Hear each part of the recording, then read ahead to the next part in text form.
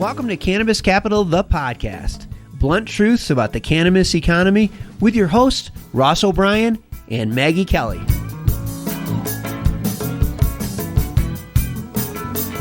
Hi, everybody, and welcome to the Cannabis Capital podcast. I'm your host, Ross O'Brien, venture capitalist and author of Cannabis Capital, the book, and my colleague and co-host, Maggie Kelly, is here. Maggie, did I mention I wrote a book?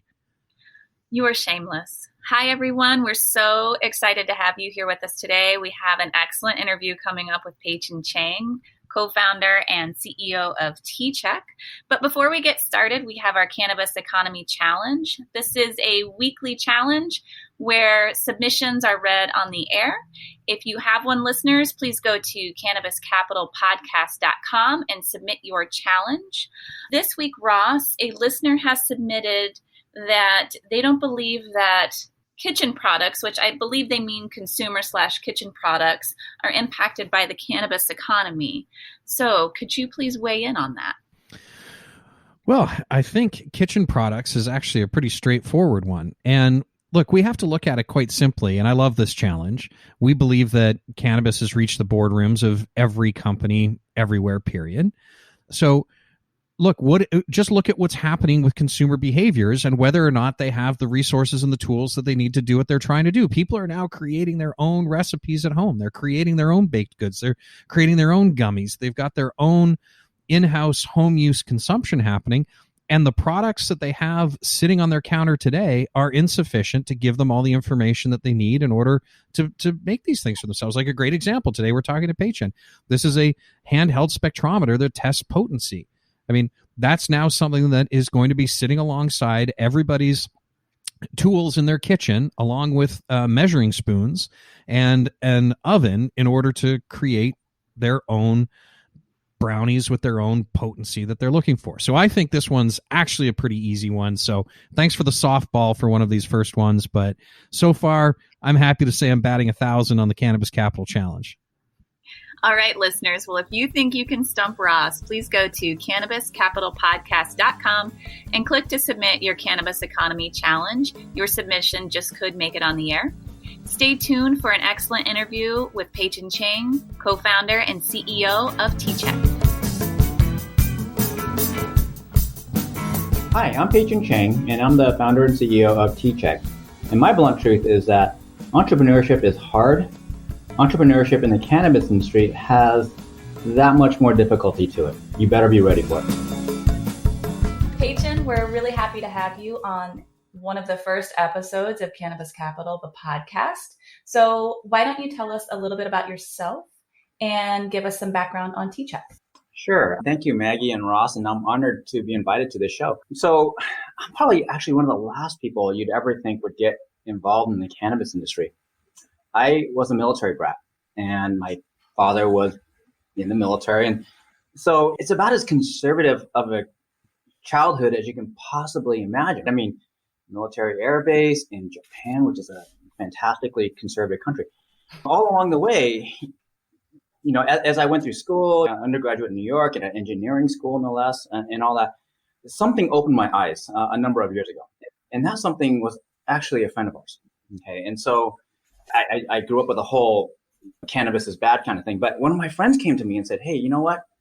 I treat my Parkinson's with, and this was somebody I very much respected and somebody I would have never thought was a pothead. And she wasn't a pothead. Okay. She was using cannabis to control a medical condition. And so that kind of cracked my eyes open. And she said, hey, I use edibles to control my Parkinson's, and can you help me out? And being an engineer, of course, I'm all about, hey, let's go make a cool widget. And so we went and did some research, and part of my research was going out and talking with a whole bunch of folks who use cannabis. And boy, did my impressions change. It was an eye-opening experience. And I found that there were doctors and dentists and lawyers and accountants and all these professionals, folks who use cannabis to manage something, whether that something might be PTSD for folks who might have been in the military, or folks who use cannabis to manage their Parkinson's or multiple sclerosis or some other kind of condition. And I learned a whole lot from all those discussions, and my impressions for cannabis changed completely. And that's how I got into the business. We built this gadget for a friend And in so doing, it was a life-altering experience. Well, I can relate to the military upbringing. My dad was a drill sergeant in the Army, so that was fun. If he ever offers to walk you to school, say no. Yeah. You're marching. Yeah. You stay between these lines, and very much between these lines. Peichan and Maggie, since you both had a front seat to military experiences in your family, Peichan, what from those experiences translate to entrepreneurship? What did you observe and things that we want to talk about entrepreneurship today? So what sort of things did you observe that you have now been able to adapt or would recommend other entrepreneurs think about when it comes to leadership and discipline and starting a business? Okay. So actually there are a lot, and I didn't even think about it until you just mentioned it just now, Ross. So first off, you read in like novels and stuff like that about the military people, like failure is not an option, right? Well, you got to go into building a company of failure is not an option. You're all in on this thing, okay? And so my wife and I mortgaged our house and dove into this thing. We cashed in our 401k and we dove into this thing. And so, yeah, failure is really not an option. Number two is discipline, okay? Because as I mentioned in my opening, it's going to be hard.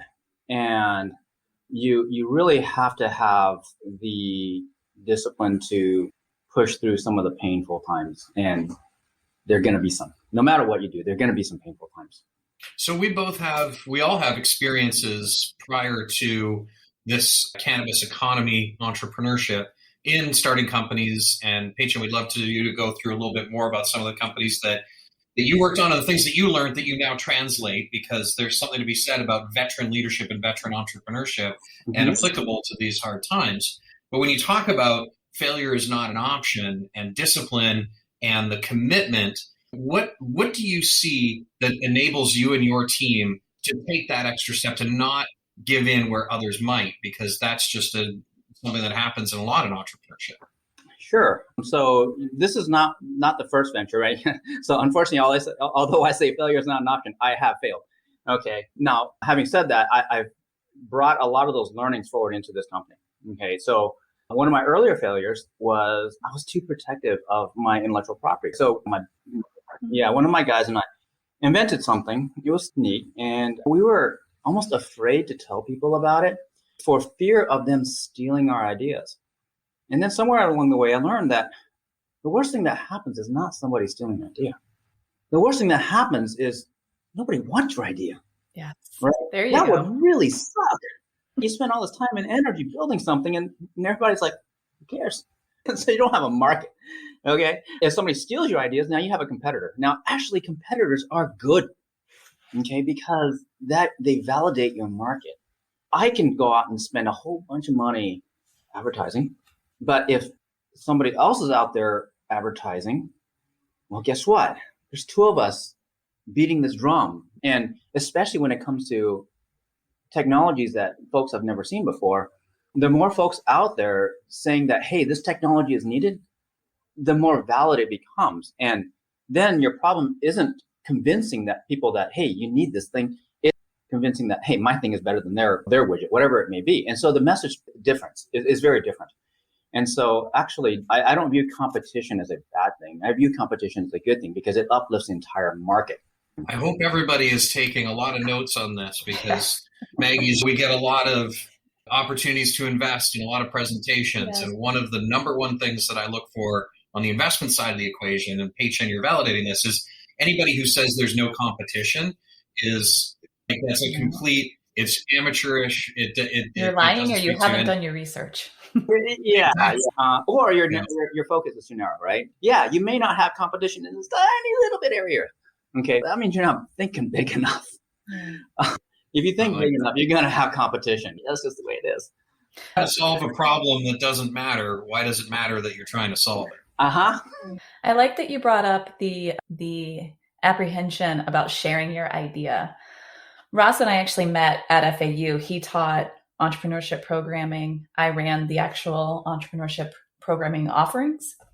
And part of that included our Entrepreneur in Residence program. So aspiring entrepreneurs, students could come in, meet with someone who's been there, done that, built, in some cases, billion-dollar companies. And I would set up these free one-on-one mentoring sessions with these geniuses. And I'd have a student sit across from my desk and say, well, what if I don't have an NDA? I mean, I can't share my idea. I'm like, okay, let's back up a bit. You haven't built anything yet. And obviously you're identifying how hard entrepreneurship is. So if it's this hard for you, it's going to be just as hard for someone else. So like, it doesn't just turn around someone's created your idea overnight. That's just not how it works. But it's sweet. So all of you aspiring entrepreneurs out there listening, just understand within reason, it's okay to share your idea, especially if it's someone who is willing to genuinely mentor you. Free yourself. Yeah. And one of the things I've learned along the way is that there are a lot of people really, really willing to help. Yeah. And sometimes they want to help just because in a way it makes them feel better. Because they know how hard it is. They know how hard it is. Yeah. And it just feels good to help people. And a lot of these mentors are just very much that way. I've also met some of these mentors. I actually have some of these mentors. And in one case, this guy's a billionaire. And so what do I have to offer him? Even if I make him $10 million, it's a drop in the bucket. He doesn't care about $10 million. And so it's refreshing, actually, and amazing to meet some of these folks who just want to help. And isn't that a testament, though, to this whole topic, Peichen, about how difficult it is? And you said, I have nothing to offer them, but these people know how hard it is and how rare that kind of success is. And to be able in some small way to help other entrepreneurs realize their potential, there's no dollar value you can put on that. It's actually positively impacting the world. And Maggie, I'm glad you brought up the university experience because I actually wanted to ask you, Peichen, something about your choices that you made early on and engineering. So, look, we're talking about how hard entrepreneurship is. We're talking about ideation and IP and that having a nominal value versus execution. So there's a lot of research now coming out of the Kauffman Foundation. There's a great book called Burn the Business Plan. And it turns out that there is almost no correlation to any entrepreneurship programs in universities and entrepreneurial success, with one exception, a degree in engineering. So talk to us about why you chose engineering, how that sort of was a part of your life plan to go into entrepreneurship and that sort of inception. Okay, I hope this doesn't come across as a bit racist, but I'm a Chinese guy. So as a Chinese guy growing up in a Chinese household, I don't get a lot of choices as far as my career path goes. Okay, I get to choose whether I'm a doctor, a dentist, accountant, or an engineer. Okay, and so being a tinker, I chose the engineering path, and so that way that met my parents' expectations of me, but having said all that, I'm very happy that I did, because the engineers of the world are the builders of the world. We're the ones that get to go, I wonder if I can build that thing. And so, like you said, a lot of ideas out there, but oftentimes, at least for our technology product, it takes an engineer to say, I think I can build that thing, and that's where it gets started. And how many other sort of engineers do you see coming into the cannabis economy now? It's very different from when we started to where we are today. Okay, when we started 6 years ago or so, I was looking for a software engineer to join the team to help us develop our product. And I remember this so well because there was this software engineer that was a recent college grad, and we offered her the position, and she turned us down because she didn't want to be associated with the cannabis industry. She would rather be unemployed than be associated with the cannabis industry. And wow, that was about 5-6 years ago. Today, at least in engineering, it's much less true. So we do not have nearly as many difficulties finding talent as far as engineering goes, finding talent. And so I guess back to the cannabis dimension of entrepreneurship, it's sometimes a little bit harder. And so this was something that I didn't expect when starting the company. It was like, there are people who don't want to work for us, not because we're not building an innovative product or salary or anything like that. They don't want to work for us just because we're cannabis. And so that was a stigma that we had to overcome. So you're still seeing a lot of those stigmas in the space today. I mean, that's why we talk about, Maggie, the cannabis economy, right? Because when we look at, so we know your company very well. We're investors in your company, Peichen. We don't see this as a cannabis business in the sense like you're building a spectrometer, a handheld device. And if you think about the demand for the person that was the inception of the company managing their Parkinson's, what a profound problem to solve with plant-based medicine and spectrometer technology as an engineering solution. Like, it seems like the perfect storm. And yet you're saying there's still this friction with some of the stigma being associated. Yes, absolutely. There's definitely still friction. I mean, the friction decreases a little bit every single day, but it absolutely is still there. Yeah. So I think, sorry, if I can just interrupt you, Peichen, just for our listener benefit, if you can give a little background on what TCheck actually offers to the market, like your products that you have. Okay. Okay, sure. Because you're actually solving a significant problem for individuals who have, different healthcare issues and need to actually know what they're putting into their body. So. Sure. So we can roll the tape back to my friend, right, who was the genesis of this idea. So she was using cannabis to treat her Parkinson's, and she didn't want to smoke her medicine, okay, and she preferred edibles. Now, the process for making edible is that you take the cannabis plant material, right, you decarb it, and then you soak it into oil. Well, the cannabinoids, the good stuff, in the cannabis plant is very soluble in oil. It's completely insoluble in water. And so once you soak the plant, it's like making a tea. And once you've made this infused oil, you strain out all the plant bits and you have this nice, rich oil to use. Now, the problem is that you don't really know how strong this oil is. The potency of the oil depends on a lot of things, right? Like how well you decarb the plant, how much plant you use, what the potency of the plant is to begin with, what kind of base oil you use, all that kind of stuff. And so she had a very, very difficult time figuring out how strong her edibles were. And sometimes she'd make a cookie and it was not strong enough. Sometimes she'd make a cookie and it was way too strong. And that's actually that was literally the question that generated the inquiry in the first place. Mm-hmm. She once took a cookie, it was too strong. She couldn't go to work the next day. And so it was a random experiment. And so she ended up having to allocate 2 days every time she made a batch. She'd have to make it on a Friday to ensure that the potency was right. And she'd have to experiment on herself to get the potency right. Well, a lot of us don't have that luxury of burning a weekend just to test our medicine to make sure that we get the dose. And so that's how this thing all got started. So now the device, TCheck, measures the strength of that oil. So you know exactly how strong the oil is. Therefore, you know exactly how strong your cookie is going to be. Now you can dose with confidence. Brilliant. So Peichen, you were talking about some of the stigmas and identifying talent. Look, we've seen an incredible team that you've put together. So maybe you could talk a little bit about your team, how you've recruited them, what are the things that you look for? And for those aspiring entrepreneurs out there who are starting their own businesses, what are your recommendations for them recruiting, or people who want to go work at an innovative company like yours? How should they approach it? So yeah, I'm an old guy. See the gray hairs.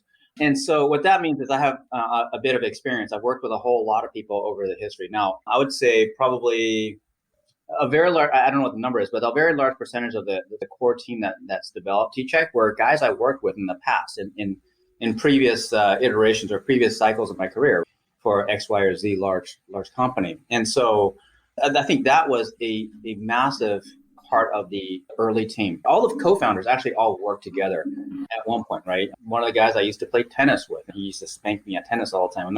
The other couple of guys I used to bicycle with. We do these really, really long bike rides. And so that's how we got to know each other. Now, one of the key things is you hear about these stories about people being successes pretty quickly. More times than not, it takes a bit of a slog. It's a 5-year overnight success. And so what that means is you got to live with these people for a very, very long time. Okay. The team spends a lot of time together. I've been to their houses, well, actually for many all-nighters to develop the product or come up with strategy or whatever. And so you better like these people, or minimally, you better damn well respect these people, okay, for what they have to contribute. And so that is a super critical part of formulating team. Now, as we continue to grow our company and continue to hire, a quote from my roommate, one of my college roommates comes to me, which is attitude is everything. Okay. And so nowadays, when I'm looking at resumes or looking at whatever, the most important part is attitude. Are you a learner, right? Can you get through difficult or solve unknown questions, right? Because some of the problems that we have to solve are amorphous. We don't even know what the real question is. And so you have to figure out what the question is, and then you have to force your way through it. One of my, I guess, secrets, maybe you can say, is that when I'm looking at a resume for an engineer, one of the most important things I look at is whether they have Udemy or Coursera or something like that on their resume. Because what that shows to me is that they have a genuine curiosity and they want to learn on their own. And they spent their own time and money to go learn. Now, those courses are cheap, right? $10, $12, $30, whatever. But they took the time, they invested their own time to learn something new. And in this industry, there is always something new. I mean, heck, you can't turn around and find that, the scientists have discovered a new cannabinoid, or they've figured out what the cannabinoid does to the endocannabinoid system in a person's body. So the technology we're building, the science that we're learning now, it's not in the book. You have to go figure it out. And you have to go hunt down that information. Well, I mean, a lot of it's in my book, Peichen, but stay in your lane, Ross. Did I mention I wrote a book? The Cannabis Conference and Expo returns to Toronto, June 1st through the 3rd. This exciting event is free for cannabis retailers and will feature Tommy Chong receiving a Lifetime Achievement Award at the Cannabis Industry Awards. There are still good booth locations available. For more information about exhibiting or to register to attend, go to ocannabis.com. That's ocannabis.com. I love this, Peichen, because and I think this is why we work so well together, we echo that continual learning sentiment from the investor perspective. So we have our guiding principles published on our website, and these guiding principles are what we believe are critical elements and foundational elements of entrepreneurship, period. Forget what sector you're in. And one of them is continual learning. And so we look at the challenge of entrepreneurship, much like yourself. I've had many failures along my career as a young guy starting companies, et cetera. One of the things that becomes consistent is it is about perseverance, and it is about learning how to manage within that entrepreneurial construct, which is you don't have enough information, you don't have enough resources, you don't have enough time, but you got to make decisions. And so when those decisions are made, right or wrong, we look at it from saying, well, what is the thought process? It's not about reading a business plan or a presentation saying, oh, you've got all the answers right. We want to understand what was the thinking that was in it, right? Given the constriction of resources and information that you have, what sort of thinking went into that? Because like you said, and we see all the time, it's all about the people, right? So one of the things we look for as well as in listeners, it's continual learning. That's absolutely critical. But we also look for a level of humility, right? Where if you challenge assumptions or challenge concepts, and I'd like to understand, Peichen, how you manage a team of really smart, successful, experienced people, when you have to challenge assumptions and have to unwind things, and people can get defensive and people can, have disagreements. Like, how do you manage those dynamics? Because that's really the day-to-day battles that are fought in the four walls of any startup company in any sector. Again, I want to say gray hair helps. I can think back on my early career where I was an unproven engineer, and my perceived value was the stuff I had between my head, how good my engineering skills were. My boss might have perceived it differently, but that's how I perceived my own value. And so I didn't want to be wrong. I never wanted to be wrong. Okay. And so that caused me to dig my heels in sometimes when I shouldn't have. The gray hair helps because now I'm like, if I'm wrong, I'm wrong. What are you going to do to me? And my value is not so much the engineering or technical knowledge in my head, but my ability to get through problems. And so one of the most difficult things to do is asking the right questions. And if you ask the question the wrong way, you can get a predetermined answer. And so you have to have people around you that are willing to ask very, very uncomfortable questions. And as the leader of an organization or department or whatever, you got to be willing to be wrong. And if you're willing to be wrong and acknowledge that somebody else is right or smarter than you or whatever, I think you can get to a whole lot better solution. Sounds a lot like Bonaventure, Ross. And also for the manager, you better not kick your team's ass for being wrong. That is like the absolute no-no. Okay. Bad decisions will happen. As long as those bad decisions don't kill the company, you keep on moving. So let's talk about fatal decisions and the company life cycle. You've got the gray hairs. I'm soon to be no hairs. We're somewhat getting a veteran status within the cannabis economy. And there have been so many companies that have come and gone in a very short period of time. And Maggie and I were just talking the other day about there tends to be this presumption that just because it's a cannabis related business, it's guaranteed to succeed.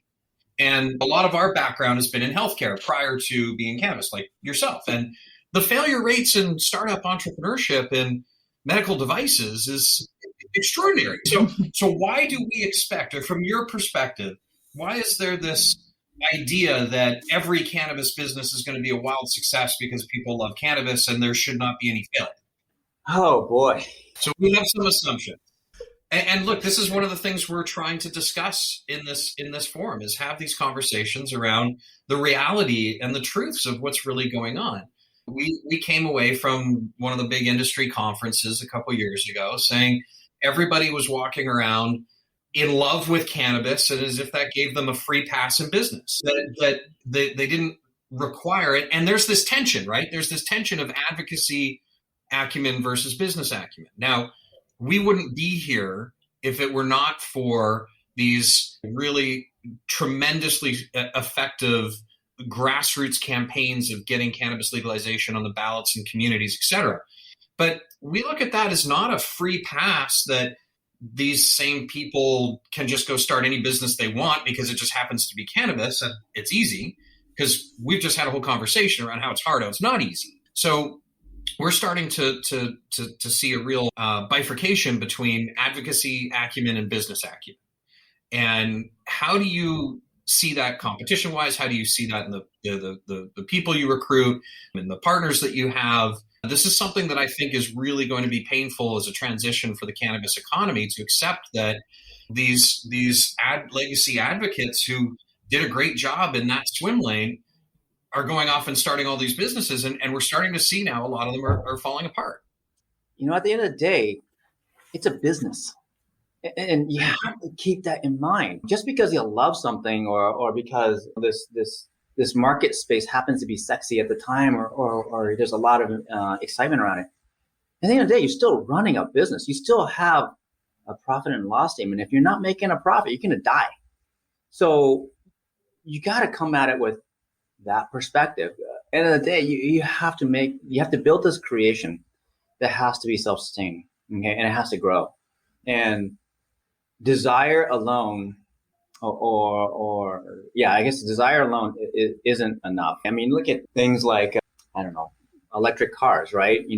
Everybody wants an electric car, right? The U.S. government says we're going to mandate electric cars, all that kind of stuff. But at the end of the day, you still have to build a profitable car company. There, no doubt about it, there is a need out there. 100% agree. Okay. But 10,000 other guys in the next door also sees that there is a need out there, and you're going to have to compete with them. Okay. And you're going to have to build a business model that can beat those guys. So I think you have to keep in mind you're building a business. I can't stress that enough. And experience matters. There's a lot of business enthusiasts out there, like there are car enthusiasts. I'm a car fanatic, but it doesn't make me the right candidate to go start the next Tesla.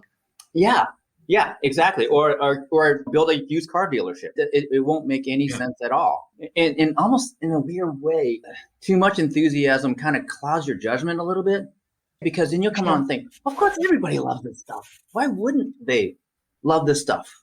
It's obvious. But, well, people are different, and you have to figure out what it is they need and how to message that to people. I ended up getting an MBA. And so I'm going to say that's one of the more valuable experiences in my life, because you got to be able to figure out how to build a P&L and manage that P&L, and then build that balance sheet and manage that balance sheet and cash flows and all that kind of stuff. And so you have to make decisions that are not necessarily based on emotion, but based on logic. Just because you love cannabis doesn't mean you need to be able to give it away for free or whatever. You have to be able to sell it for profit. And that's the underbelly of passion, right? So we talk about passionate entrepreneurs. And yes, I absolutely, one of the things we love about working with you, Peichen, is you're committed and passionate and have a long-term approach to solving really big needs. But passion is an emotion, which you just said, right? So you have to have that balance, right? Of some element of passion, some element of acumen, some element of experience, some element of innovation. It's like your friend's recipes making the cookies and the brownies. You get one out of balance, and the whole batch is not going to be effective, right? Yeah, for sure. Yeah. So this is really interesting, and I think the key takeaway is we always come to the same sort of point in these conversations, right? It's that this idea of this irrational exuberance in cannabis, right? The green rush, this frenetic, everybody's starting every business, blah, blah, blah. Like, that's fine. That was expected. And I think part of the landscape when you do have a regulatory change, which is the opportunity here, right? It's the regulatory arbitrage of legalization. But when the dust settles, as it will in any segment, it's really the foundational entrepreneurial success stories that are going to survive. And entrepreneurship, like you said, the number one rule is don't die, right? Like, don't run out of money. That's all it comes down to, right? And I think we've struggled a lot with a lot of players in the space, really cutting through the top line assumptions and actually peeling back the proverbial onion and getting to like, well, what are the foundational merits of this? What are the constraints that we're operating with? Because we view constraints as a positive. Like, constraints will give you the parameters with which to operate in. A P&L is a constraint. A cash flow is a constraint. Your balance sheet and your indebtedness or your leverage and your assets and liabilities are constraints, and you've got to operate within those. And I think, Maggie, that's the big thing that we always talk about in our four walls. Like, it just gets down to fundamentals. And we're really hoping that these conversations can bring back to the fundamentals of business and the fundamentals of entrepreneurship, and then layer in the dynamic that is this tremendous opportunity in cannabis. And to your point, Exactly. Peichan, with much of the people rushing in, I think we look at it as it was inevitable, but we don't necessarily see it being the only rationale to be in the business is just because, like, here's what I'm trying to say. If an entrepreneur comes to us, like Maggie, we were just talking about this with one of the presentations, and they want to spend 5 slides talking about how big the global cannabis economics are going to be, we're having the wrong conversation. Exactly. Like, we are fully committed to investing in cannabis. We have a fund committed to that. We don't want to have a conversation around the billions and billions of dollars. We want to talk about execution. How are you going to get there? What is your plan? How are you going to put your team in place?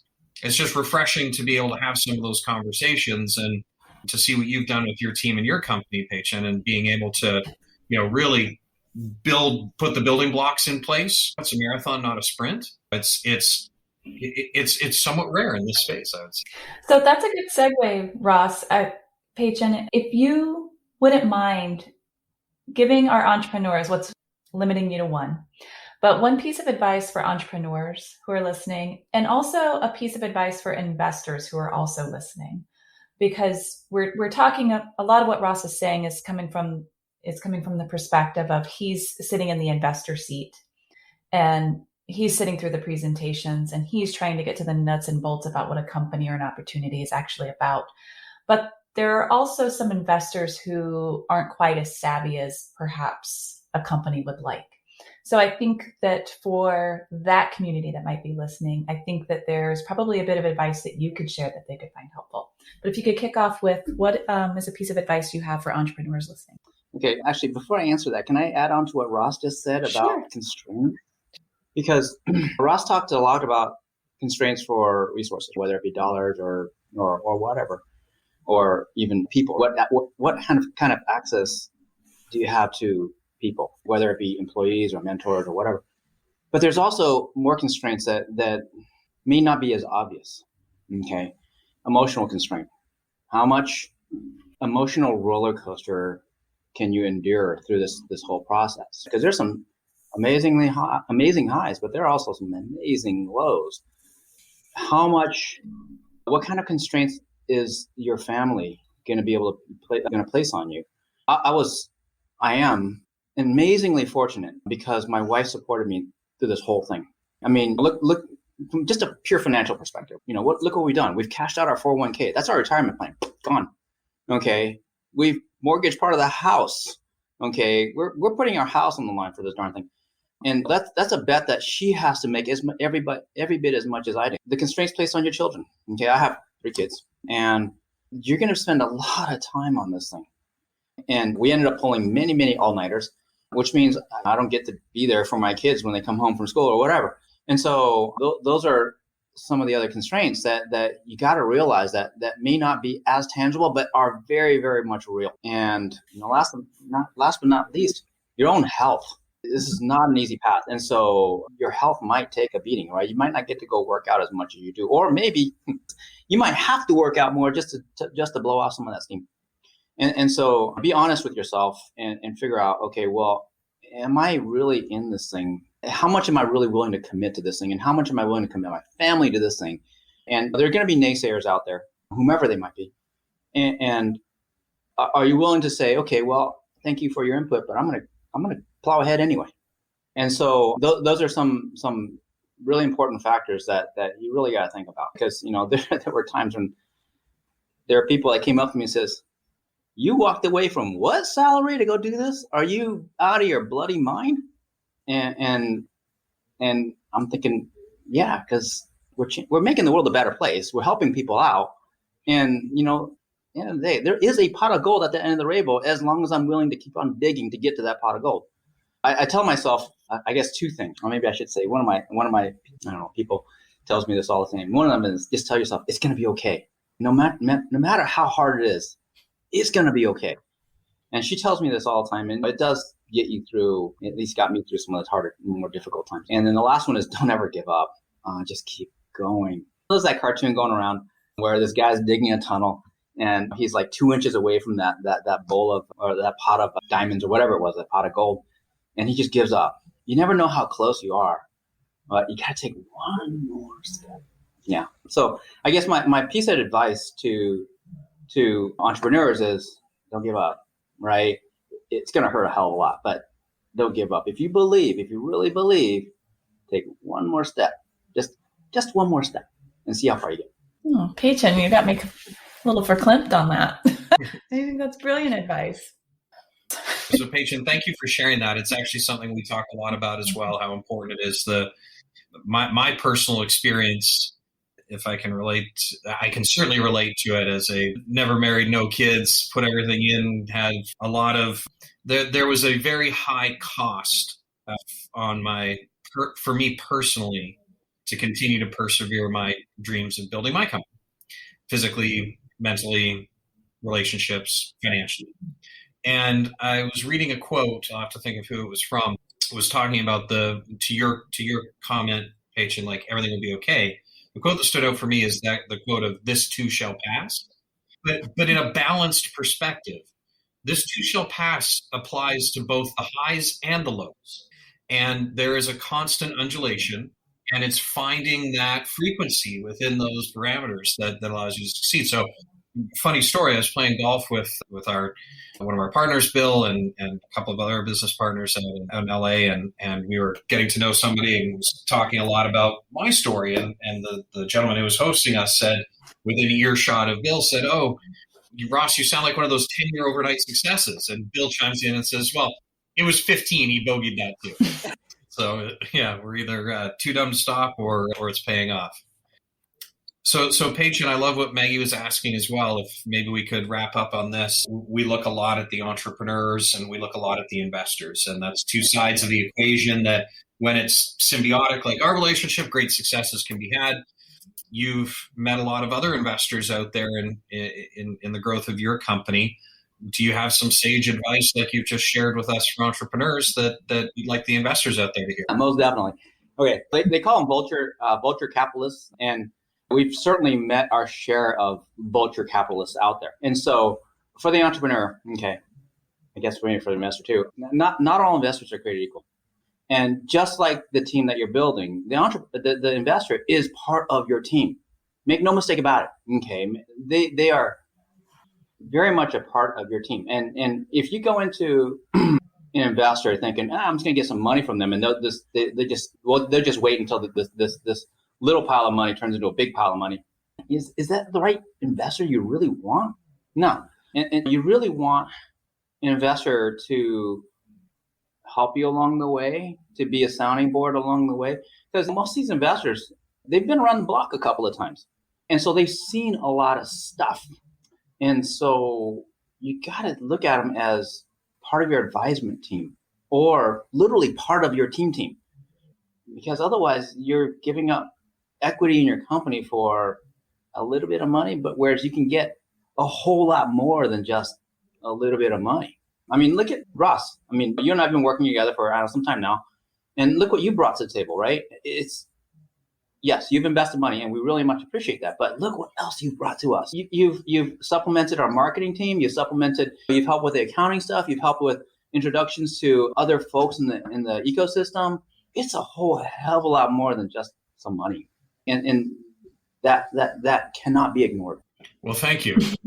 That's a great endorsement. We enjoy working with you as well, Peichen. And as the VC on the call, we hear that term Vulture Capital. And I think in this sector, it applies more than anything to inexperienced investors. And from what we've seen, those investors that tend to be tagged as vulture, or making commitments and not funding them, or trying for like really creative oddball structures and overreaching on valuation and things like that, those tend to fit those individuals and those firms that we've come across, are typically, this is their first rodeo, right? They're excited about cannabis. They want to put some money to work. They think being an investor is the way to do it. But we cut our teeth for, like I said, almost 15 years in healthcare and other sectors, and entrepreneurship and investing and managing transactions. I mean, that muscle memory matters. And I think when you see that, because we look at the relationship the same way you described it, Peichen, it's a partnership and it's for the long term. So if we're not otherwise adding value beyond just the money we put in the companies, we're not doing our jobs. I'm so happy to hear you say that. We have turned away other firms, if you will, because we felt that wasn't a good fit. Their goals were not in alignment with ours. And so it was painful to do that, right? When somebody sticks a big check in front of your face and says, here, it's hard, especially when you only have, I think it was only a few $100 in the bank account at the time. and it's really, really hard. But for the best thing, as a CEO, you have to do what's best for the company.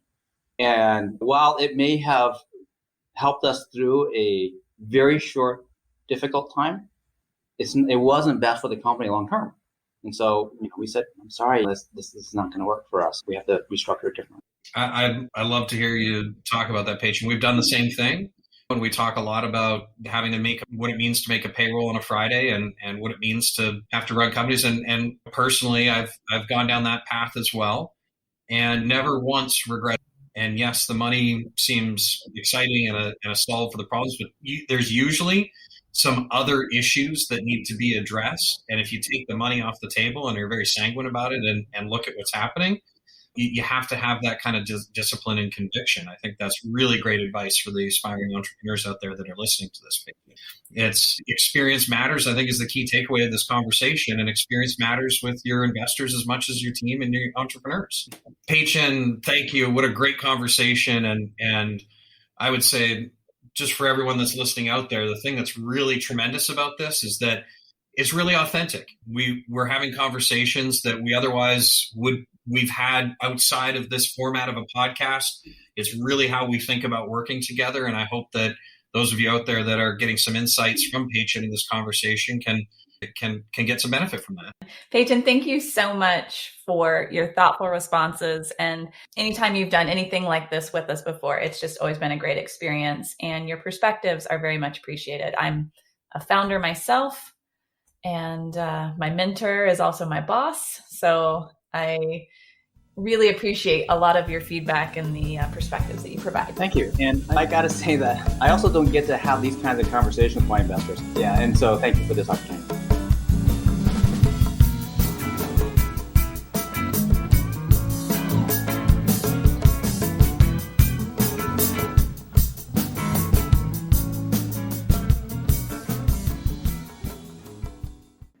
cannabis CEOs balance growth and optimization strategies? What is THCO, Delta-10, and CBNA, and why should you care about these minor cannabinoids? And why isn't the endocannabinoid system covered in medical school? Most people think they're up to date in trends in the cannabis industry, but they're about 6 weeks behind. Learn about what is truly next in the cannabis space by joining myself, Brian Fields, and Kellen Finney every week on the Dime Podcast, and of course, on PodConX.